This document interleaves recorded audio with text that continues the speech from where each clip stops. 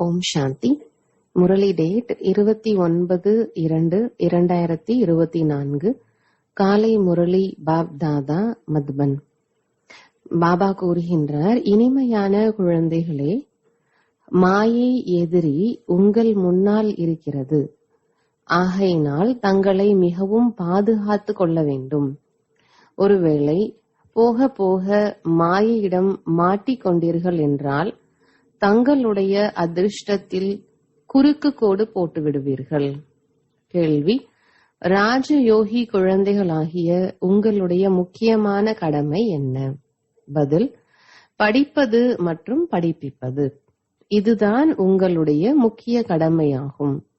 நீங்கள் ஈஸ்வரிய வழிப்படி நடக்கிறீர்கள். நீங்கள் ஒன்றும் காட்டிற்கு செல்ல வேண்டியதில்லை.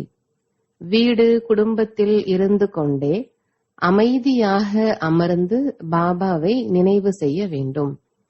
அல்லாஹ் மற்றும் ஆஸ்தி, இந்த 2 வார்த்தைகளிலேயே உங்களுடைய படிப்பு முழுவதும் வந்து விடுகின்றது. ஓம் சாந்தி. பாபாவும் கூட பிரம்மாவின் மூலம் குட் மார்னிங் என்று சொல்கின்றார். ஆனால் குழந்தைகளும் உடன் பதில் கொடுக்க வேண்டும். இங்கே தந்தை மற்றும் குழந்தையுடனான தொடர்புதான் இருக்கிறது. எதுவரை முழுமை ஆகவில்லையோ அதுவரை புதியவர்கள் ஏதாவது கேட்டுக்கொண்டே இருப்பார்கள். இது படிப்பாகும். பகவானுடைய மகா வாக்கியம் என்று எழுதப்பட்டுள்ளது. பகவான் நிராகாரமானவர். மற்றவர்களுக்கு புரிய வைப்பதற்கு இதை பாபா நல்ல விதத்தில் உறுதியாக்குகின்றார். ஏனென்றால் அந்த பக்கம் மாயையின் வேகம் இருக்கிறது. இங்கே அந்த விஷயம் இல்லை. யாரெல்லாம் கல்பத்திற்கு முன்னால் ஆஸ்தி எடுத்திருந்தார்களோ அவர்கள் தாங்களாகவே வந்து விடுவார்கள் என்று பாபா புரிய வைக்கின்றார். இன்னார் வெளியேறிவிடக்கூடாது, இவரை பிடித்து வைக்க வேண்டும் என்பது கிடையாது. போகிறார்கள் என்றால் போகட்டும். இங்கு வாழ்ந்து கொண்டே இறக்கும் விஷயமாகும். பாபா தத்தெடுக்கின்றார். ஏதாவது ஆஸ்தியை கொடுப்பதற்குதான் தத்தெடுக்கப்படுகிறது. குழந்தைகள் ஆஸ்தியின் ஆசையில் தாய் தந்தையரிடம் வருகிறார்கள். செல்வந்தர்களின் குழந்தைகள் ஏழைகளிடம் எப்போதாவது தத்தெடுக்கப்படுவார்களா என்ன? இவ்வளவு செல்வம், சொத்துக்கள் போன்ற அனைத்தையும் விட்டுவிட்டு எப்படி செல்வார்கள்? செல்வந்தர்கள்தான் தத்தெடுப்பார்கள். பாபா நமக்கு சொர்க்கத்தின் ராஜ்யத்தை கொடுக்கின்றார் என்பதை இப்போது நீங்கள் தெரிந்துள்ளீர்கள். ஏன் நாம் அவருடையவராக ஆகக்கூடாது? ஒவ்வொரு விஷயத்திலும் ஆசை என்பது இருக்கத்தான் செய்கிறது. எந்த அளவிற்கு அதிகமாக படிக்கிறார்களோ அந்த அளவிற்கு அதிகமாக ஆசை இருக்கும். எல்லையற்ற ஆஸ்தியை கொடுப்பதற்காக பாபா நம்மை தத்தெடுத்திருக்கின்றார் என்பதை நீங்களும் தெரிந்துள்ளீர்கள். உங்கள் அனைவரையும் 5000 ஆண்டுகளுக்கு முன் போலவே மீண்டும் தத்தெடுக்கின்றேன் என்று பாபா கூறுகின்றார். பாபா, நாங்கள் தங்களுடையவர்கள் என்று நீங்களும் கூறுகின்றீர்கள். 5000 ஆண்டுகளுக்கு முன்பு கூட தங்களுடையவர்களாக ஆகியிருந்தோம். நடைமுறையில் எவ்வளவு பிரம்மா குமார் குமாரிகள் இருக்கின்றீர்கள். பிரஜாபிதாவும் கூட பெயர் பெற்றவராக இருக்கின்றார். எதுவரை சூத்திரனிலிருந்து பிராமணனாக ஆகவில்லையோ அதுவரை தேவதைகளாக ஆக முடியாது. நாம் சூத்திரர்களாக இருந்தோம், இப்போது பிராமணர்களாக ஆகியிருக்கிறோம், பிறகு தேவதைகளாக ஆக வேண்டும் என்ற இந்த சக்கரம் உங்களுடைய புத்தியில் சுற்றி கொண்டிருக்கிறது. நாம் சத்யுகத்தில் ராஜ்யம் செய்வோம். எனவே இந்த பழைய உலகம் கண்டிப்பாக விநாசம் ஆகத்தான் வேண்டும். முழுமையாக நிச்சயம் ஏற்படவில்லை என்றால் சென்று விடுகிறார்கள். நிறைய குழந்தைகள் விழுந்து மாறி விடுகிறார்கள்.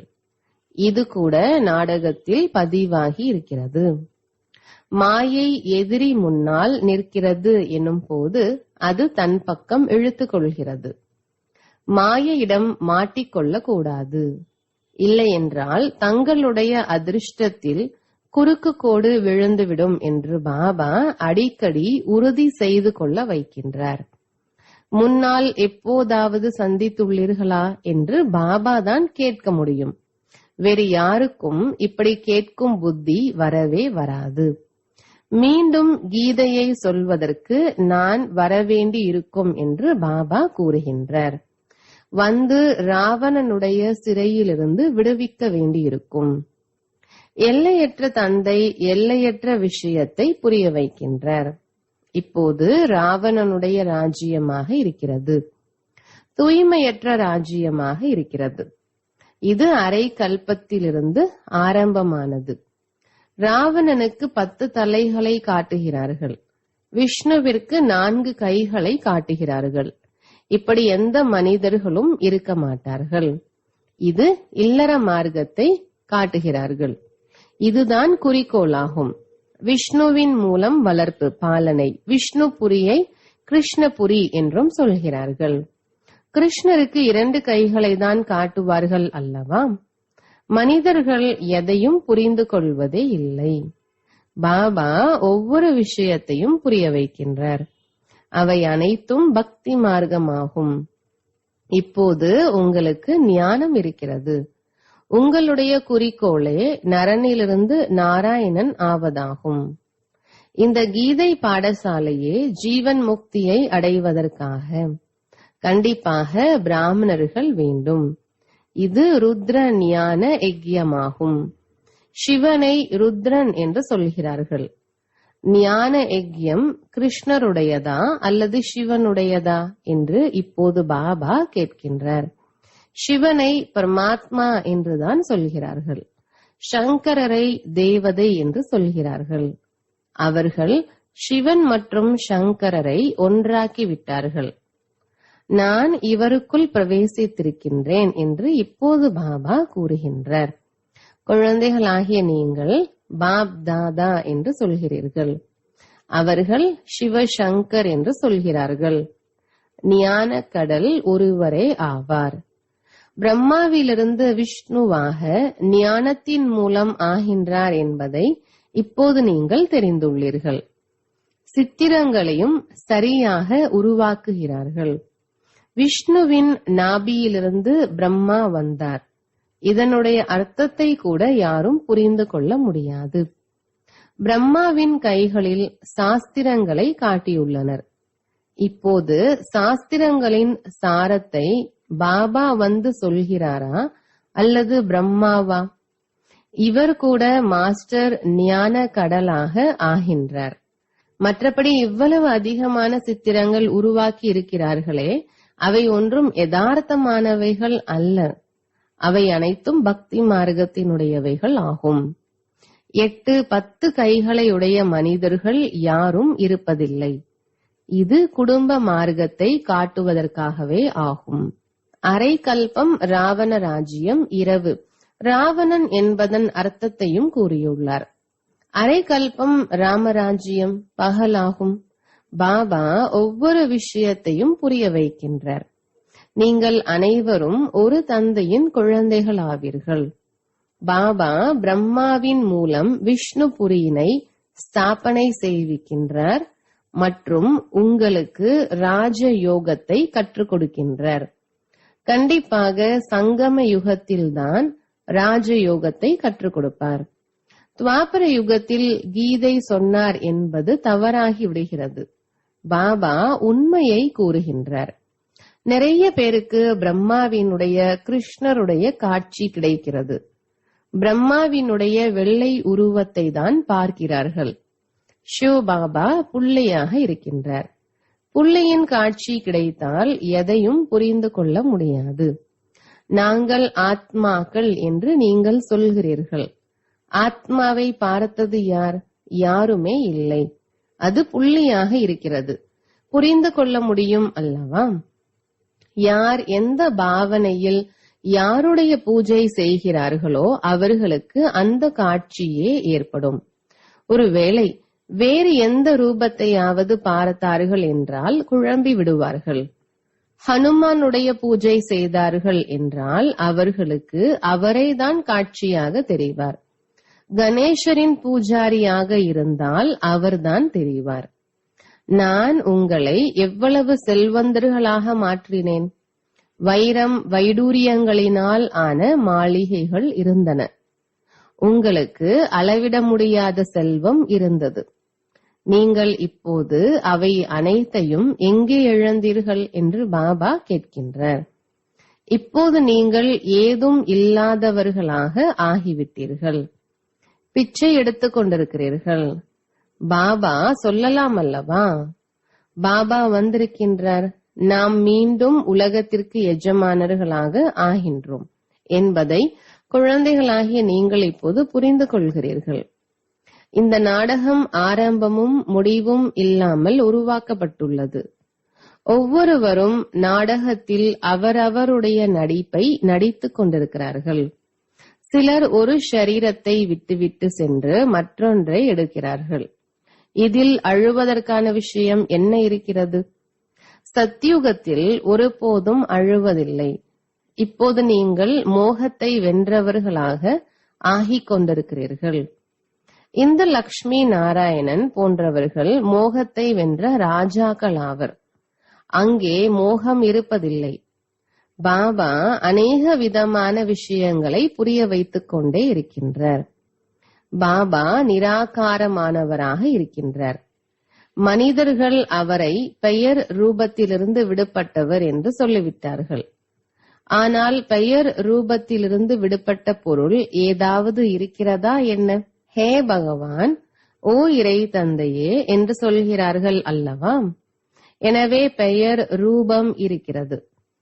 லிங்கத்தை சிவ பரமாத்மா சிவ பாபா என்றும் சொல்கிறார்கள். உண்மையில் தந்தை அல்லவா? பாபாவிற்கு கண்டிப்பாக குழந்தைகளும் இருப்பார்கள். நிராகாரமானவரை நிராகாரமான ஆத்மாதான் பாபா என்று சொல்கிறது.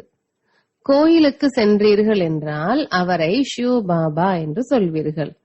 பிறகு வீட்டிற்கு வந்து தந்தையையும் பாபா என்று சொல்கிறார்கள்.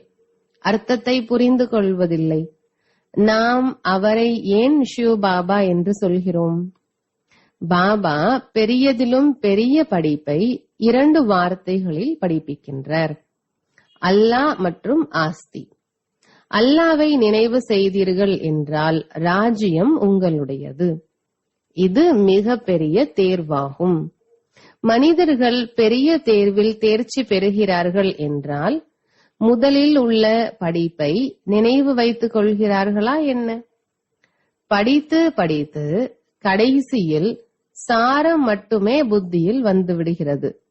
இதுவும் கூட அப்படிதான் இருக்கிறது. நீங்கள் படித்துக் கொண்டே வந்துள்ளீர்கள். கடைசியில் பாபா கூறுகின்றார், மன்மனா பவ. அப்போது தேகத்தின் அபிமானம் உடைந்துவிடும். இந்த மன்மனா பவ என்பதை பழக்கமாக்கிக் கொண்டால் கடைசியிலும் பாபா மற்றும் ஆஸ்தியும் நினைவில் இருக்கும். முக்கியமானதே இதுதான். எவ்வளவு சகஜமாக இருக்கிறது. அந்த படிப்பில் கூட இப்போது என்னென்ன படிக்கிறார்கள் என்பது தெரியவில்லை. எப்படி ராஜாவோ அப்படி அவர் தன்னுடைய வழக்கத்தை நடத்துகின்றார். முன்பு மண், சேர், பாவு போன்ற எடை கணக்கு இருந்தது. இப்போது கிலோ போன்ற அளவு முறை வந்திருக்கிறது. எத்தனை தனித்தனியான மாகாணங்கள் ஆகிவிட்டது. தில்லியில் ஒரு சேர் 1 ரூபாய்க்கு கிடைப்பது பாம்பேயில் 2 ரூபாய்க்கு தான் கிடைக்கும். ஏனென்றால் தனித்தனி மாகாணம் ஆகும். நாங்கள் எங்களுடைய மாகாணத்தில் பட்டினியாக சாக விடுவோமா என்று ஒவ்வொருவரும் நினைக்கிறார்கள். எவ்வளவு சண்டை போன்றவைகள் நடக்கின்றன, எவ்வளவு குழப்பங்கள் இருக்கிறது. பாரதம் எவ்வளவு தன்னிறைவு பெற்றதாக இருந்தது. பிறகு 84 பிறவிகளின் சக்கரத்தை சுற்றி எதுவும் இல்லாததாக ஆகிவிட்டது. வைரத்தை போன்ற வாழ்வு கிடைத்தும் சோழிகளைப் போல வீணடித்தார் என்று சொல்லப்படுகிறது. நீங்கள் சோழிகளுக்கு பின்னால் ஏன் சாகின்றீர்கள் என்று பாபா கேட்கின்றார். இப்போது பாபாவிடமிருந்து ஆஸ்தியை அடையுங்கள், தூய்மையாக ஆகுங்கள். ஹே தூய்மையற்றவர்களை தூய்மையாக்குபவரே, வாருங்கள், வந்து தூய்மையாக்குங்கள் என்று அழைக்கவும் செய்தீர்கள். எனவே இதன் மூலம் தூய்மையாக இருந்தார்கள் என்பது நிரூபணம் ஆகிறது. இப்போது இல்லை.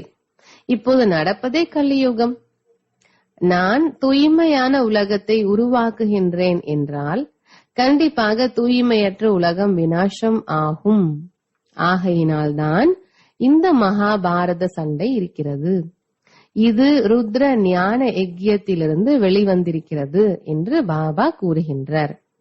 இந்த விநாசம் ஆவதும் கூட நாடகத்தில் பதிவாகி இருக்கிறது. முதலில் பாபாவிற்கு காட்சி ஏற்பட்டது. இவ்வளவு பெரிய ராஜ்யம் கிடைக்கிறது என்பதை பார்க்கும் போது மிகவும் குஷி அடைந்து விட்டார். பிறகு விநாசத்தின் காட்சியும் காட்டினார். மன்மனா பவ மத்யாஜி பவ. இது கீதையின் வார்த்தைகள். கீதையின் ஒரு சில வார்த்தைகள் சரியாக இருக்கிறது. பாபா கூட சொல்கின்றார், நான் உங்களுக்கு இந்த ஞானத்தை சொல்கிறேன், இது பிறகு மறைந்து போய்விடுகிறது. லக்ஷ்மி நாராயணன் ராஜ்யம் இருந்தது. அப்போது வேறெந்த தர்மமும் இருக்கவில்லை என்று யாருக்கும் தெரியாது. அப்போது மக்கள் தொகை எவ்வளவு குறைவாக இருந்திருக்கும், இப்போது எவ்வளவு அதிகமாகிவிட்டது. இது மாற வேண்டும். விநாசமும் கண்டிப்பாக ஏற்பட வேண்டும். மகாபாரத சண்டையும் நடக்க வேண்டும். பகவானும் கண்டிப்பாக வந்திருப்பார் அல்லவா? சிவ ஜெயந்தி கொண்டாடுகிறோம் என்றால் சிவபாபா வந்து என்ன செய்தார் அதையும் தெரிந்து கொள்ளவில்லை. இப்போது பாபா புரிய வைக்கின்றார். கீதை மூலம்தான் கிருஷ்ணரின் ஆத்மாவுக்கு ராஜ்யம் கிடைத்தது. கீதையை தாய் தந்தை என சொல்லப்படுகிறது. அதன் மூலம் நீங்கள் மீண்டும் தேவதை ஆகின்றீர்கள். ஆகையால் கிருஷ்ணர் கீதையை சொல்லவில்லை என்று படத்திலும் காட்டப்பட்டுள்ளது. கிருஷ்ணர் கீதை ஞானத்தின் மூலம் ராஜயோகத்தை கற்றுக்கொண்டு இப்படி ஆனார். நாளை மீண்டும் கிருஷ்ணராக ஆவார். அவர்கள் சிவபாபாவிற்கு பதிலாக கிருஷ்ணரின் பெயரை போட்டுவிட்டார்கள். ஆக பாபா புரிய வைக்கின்றார், இதை உள்ளுக்குள் மிக உறுதியாக ஆக்கிக் கொள்ளுங்கள். வேறு யாரேனும் உங்களுக்கு தலைகீழான விஷயங்களை சொல்லி குழப்பமடைய வைத்துவிடக் கூடாது. நிறைய விஷயங்களை கேட்கிறார்கள். விகாரம் இல்லாமல் உலகம் எப்படி இயங்கும்? இது எப்படி நடக்கும்? அட, நீங்களே சொல்கிறீர்கள் அது விகாரமற்ற உலகமாக இருந்தது, சம்பூர்ண நிர்விகாரி என்று சொல்கிறீர்கள். பிறகு விகாரத்தின் விஷயம் எப்படி நடக்க முடியும்? இப்போது நீங்கள் தெரிந்து கொள்கிறீர்கள், எல்லையற்ற தந்தையிடமிருந்து எல்லையற்ற ராஜ்யம் கிடைக்கிறது. ஆக அப்படிப்பட்ட தந்தையை ஏன் நினைவு செய்யக்கூடாது? இதுவோ பதீத உலகம். கும்பமேளாவுக்கு எத்தனை கோடிக்கணக்கான மனிதர்கள் செல்கிறார்கள். அதில் சொல்கிறார்கள், ஒரு நதி மறைமுகமாக இருக்கிறது. நதி மறைமுகமாக இருக்க முடியுமா என்ன? இங்கே கூட பசுவின் வாய் உருவாக்கப்பட்டுள்ளது. கங்கை இங்கே வருகிறது என்று சொல்கிறார்கள். அட, கங்கை தன்னுடைய பாதையில் சமுத்திரத்திற்கு செல்லுமா அல்லது இங்கே உங்களோட மலைக்கு வருமா? பக்தி மார்க்கத்தில் எவ்வளவு ஏமாறுகிறார்கள். ஞானம், பக்தி மற்றும் வைராகியம்.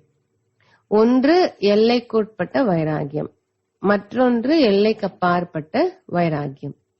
சந்நியாசிகள் வீடு வாசலை விட்டு காட்டில் வசிக்கிறார்கள். இங்கே அந்த விஷயம் இல்லை. நீங்கள் புத்தி மூலம் முழு பழைய உலகத்தை சந்நியாசம் செய்கிறீர்கள். ராஜயோகி குழந்தைகளாகிய உங்களின் முக்கிய கடமை படிப்பது மற்றும் படிப்பிப்பது. ராஜயோகத்தை ஏதோ காட்டில் வைத்து கற்றுக் கொடுப்பதில்லை. இது பள்ளிக்கூடமாகும். கிளைகள் உருவாகிக் கொண்டே போகிறது. குழந்தைகளாகிய நீங்கள் ராஜயோகம் கற்றுக்கொண்டிருக்கிறீர்கள். சிவ பாபாவிடம் கற்றுக்கொண்ட பிராமணிகள் கற்றுத்தருகிறார்கள். ஒரே சிவ பாபா அனைவருக்கும் அமர்ந்து கற்றுத்தருவாரா என்ன? இது பாண்டவ அரசாங்கம் ஆகும். நீங்கள் ஈஸ்வரிய வழிப்படி நடக்கிறீர்கள். இங்கே நீங்கள் எவ்வளவு அமைதியில் அமர்ந்துள்ளீர்கள். வெளியே நிறைய கலகங்கள் நடக்கிறது. பாபா சொல்கிறார், 5 விகாரங்களின் தானம் கொடுத்தீர்கள் என்றால் கிரகணம் விலகிவிடும். என்னுடையவர்களாக ஆகுங்கள், அப்போது நான் உங்களது அனைத்து விருப்பங்களையும் பூர்த்தி செய்வேன். இப்போது நாம் சுகதாமத்திற்கு செல்கிறோம் என்று நீங்களும் தெரிந்துள்ளீர்கள். இந்த துக்கதாமத்தில் தீ பிடிக்கப் போகிறது. குழந்தைகள் விநாசத்தின் சாட்சாத்காரமும் பார்த்துள்ளார்கள். இப்போது நேரம் மிக குறைவாக உள்ளது. ஆகையால் நினைவு யாத்திரையில் ஈடுபட்டீர்கள் என்றால் விகர்மங்கள் விநாசம் ஆகிவிடும். மேலும் உயர்ந்த பதவி அடைவீர்கள். நல்லது. இனிமையிலும் இனிமையான காணாமல் போய் கண்டெடுக்கப்பட்ட செல்ல குழந்தைகளுக்கு தாயும் தந்தையுமான பாப் தாதாவின் அன்பு நினைவுகளும் காலை வணக்கமும். ஆன்மீக குழந்தைகளுக்கு ஆன்மீக தந்தையின் நமஸ்காரம். தாரணைக்கான முக்கிய சாரம். முதலாவது, தந்தையின் ஆஸ்திக்கு முழு அதிகாரம் பெறுவதற்கு வாழ்ந்து கொண்டே இறக்க வேண்டும், தத்தெடுக்கப்பட வேண்டும். ஒருபோதும் தன்னுடைய அதிர்ஷ்டத்தின் மீது குறுக்கு கோடு போட்டுவிடக் கூடாது. இரண்டாவது, எந்த தலைகீழான விஷயத்தையும் கேட்டு சந்தேகத்தில் வரக்கூடாது. சிறிதளவும் நம்பிக்கை அசைந்துவிடக் கூடாது. இந்த துக்கதாமத்திற்கு நெருப்பு பற்ற போகிறது.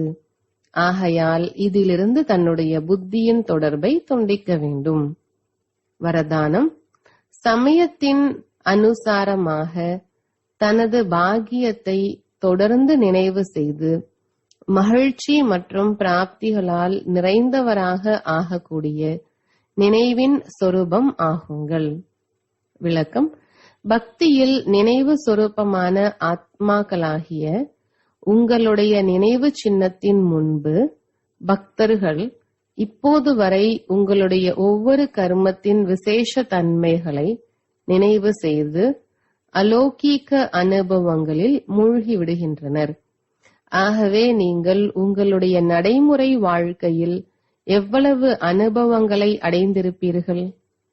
எப்படிப்பட்ட நேரமோ கர்மமோ அதற்கேற்ற சொரூபத்தின் நினைவை பிராக்டிக்கலாக அனுபவம் செய்யுங்கள். இதனால் விசித்திரமான மகிழ்ச்சி மற்றும் பிராப்திகளால் நிறைந்தவராக ஆவீர்கள். மேலும் எதை அடைய வேண்டுமோ அதை அடைந்துவிட்டேன் என்ற பாடல் உங்களுடைய உள்ளத்திலிருந்து இடைவிடாது ஒலித்துக் கொண்டே இருக்கும். ஸ்லோகன். முதல் நம்பரில் வர வேண்டுமானால் பிரம்மா பாபாவின் அடிமேல் அடி எடுத்து வைத்து செல்லுங்கள். நல்லது. ஓம் சாந்தி.